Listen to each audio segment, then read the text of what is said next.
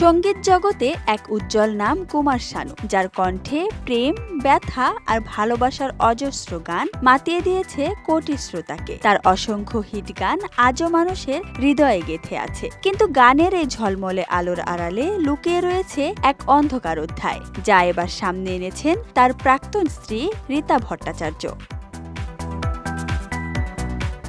সম্প্রতি এক সাক্ষাৎকারে রীতা ভট্টাচার্য প্রকাশ করেছেন দাম্পত্য জীবনের অন্ধকার দিকগুলো। তিনি দাবি করেছেন, জীবনের সবচেয়ে দুর্বল সময়ে, এমনকি গর্ভাবস্থাতেও তিনি শারীরিক ও মানসিক নির্যাতনের শিকার হয়েছেন।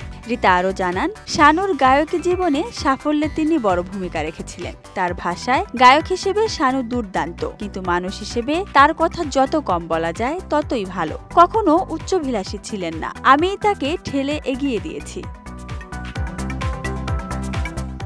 1986 সালে বিয়ে হয়েছিল কুমার শানু ও রীতা ভট্টাচার্যের। তখন তাদের হাতে কিছুই ছিল না। রীতা বলেন, মুম্বাইয়ের প্রথম দিনগুলোতে আমরা মাটিতে ঘুমাতাম, এমনকি পাখাও ছিল না। শানু লুঙ্গি পরে রাস্তায় ঘুরতেন, আর আজও তিনি মিথ্যা কথা বলেন যে পরিবার তাকে মুম্বাই পাঠিয়েছিল। বাস্তবে আমিই তাকে লড়াই করার জন্য সাহস জোগাতাম। 1990 সালে আশিকি ছবির সাফল্যের পর বদলে গেল কুমার শানুর জীবন, আর বদলে গেল সম্পর্কের গতিপথও। রীতা দাবি করেন, এই সাফল্যের পর থেকেই শানু হয়ে ওঠেন বেপরোয়া, দূরে সরে যান পরিবারের কাছ থেকে। রীতা আরও বলেন, তার আলোচনায় থাকতে ভালো লাগে, নেতিবাচক বা ইতিবাচক যেভাবেই হোক। এমনকি বড় ছেলে জিকোর বিয়েতেও তিনি উপস্থিত ছিলেন না। তখন তিনি আমাকে আর ছেলেকে ব্লক করে দেন। ভীষণ অপমানজনক ছিল সেটা। সবচেয়ে অন্ধকার সময় আসে তখন, যখন রীতা ছিলেন তৃতীয়বার গর্ভবতী। তখন তার গর্ভে ছিল তৃতীয় সন্তান জান, আর সেই সময়ে তার সাথে ঘটতে থাকে একের পর এক অমানবিক ঘটনা। রীতা বলেন, আমার বাবা যখন মারা যান তখন আমার গর্ভে জান ছিল, আর সেই সময়ে নির্যাতনের সীমা যেন ছাড়িয়ে গিয়েছিল। এমনকি শানু আদালতে আমার বিরুদ্ধে মামলা করেন। একজন গর্ভবতী স্ত্রীকে তিনি আদালত পর্যন্ত টেনে নিয়েছিলেন।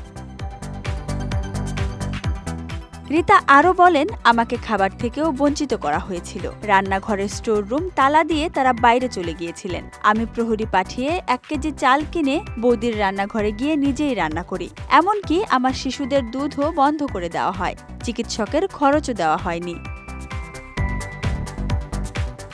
কয়েকদিন ধরেই বলিউড গায়ক কুমার শানুর প্রেম জীবনও বেশ চর্চায়। আর কেনই বা হবে না? অভিনেত্রী কন্নিকা সাদানন্দ হঠাৎই দাবি করেছেন, প্রথম স্ত্রী রীতার সঙ্গে বৈবাহিক সম্পর্কে থাকাকালীনই তার সঙ্গে লিভ ইনে ছিলেন কুমার শানু। শুধু তাই নয়, সে সময় গায়কের প্রথম স্ত্রী ছিলেন 6 মাসের অন্তঃসত্ত্বা।